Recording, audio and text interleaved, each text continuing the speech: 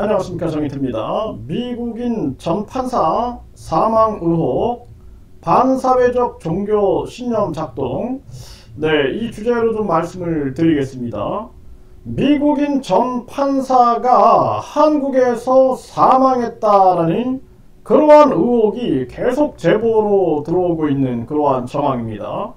그런데 이 미국인 전 판사가 사망을 했는데 여기에 반사회적인 종교의 신념이 작동한 게 아니냐, 이런 의혹들이 계속해서 들어오고 있는 그러한 정황입니다.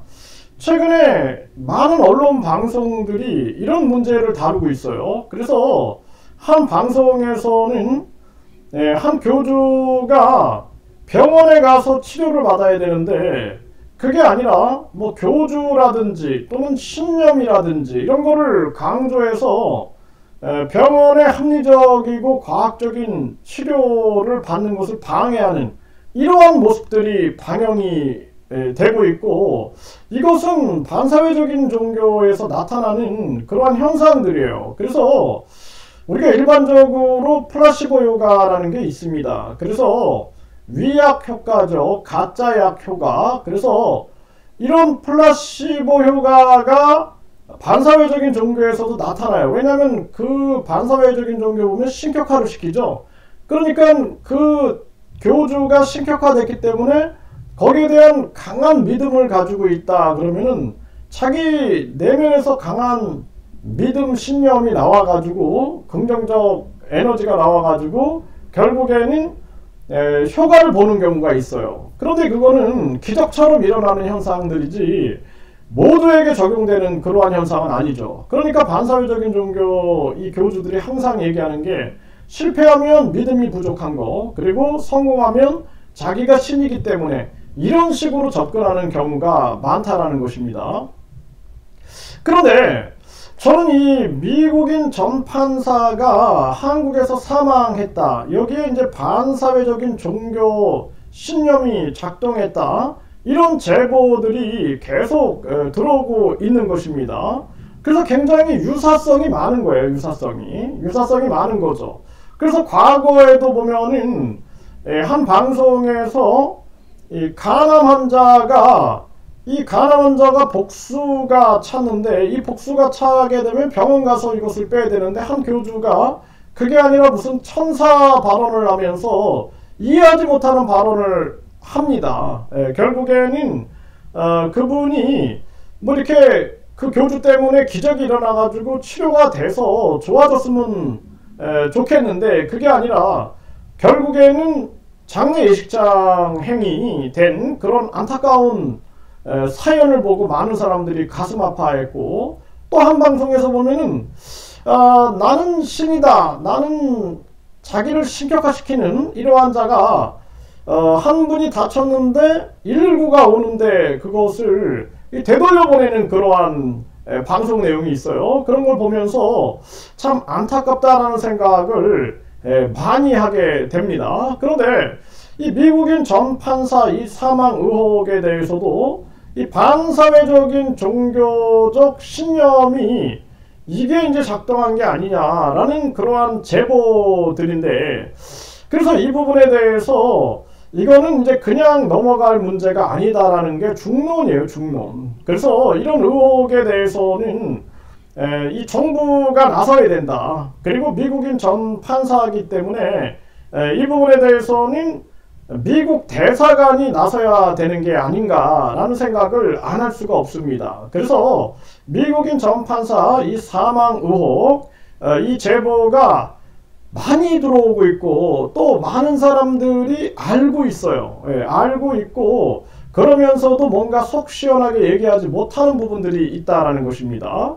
그래서 이 반사회적인 종교적 신념이 누구에게 작동했는지 모르죠. 네, 그래서 이 반사회적인 종교 신념이 이게 어디서 누구에게 어떻게 작동했는가, 무엇에 의하여 작동했는가, 이러한 부분들 이거 명백하게 밝혀야 되고, 이 문제에 대해서는 철저하게 규명을 해가지고 이 의혹을 완전히 풀어내야 한다. 저는 그렇게 보고 있습니다.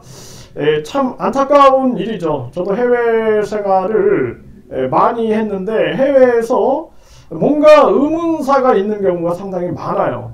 그래서 한국인들도 해외에서 의문사가 발생이 되고, 전에도 한 유튜버가 캄보디아에서 의문사가 있었죠.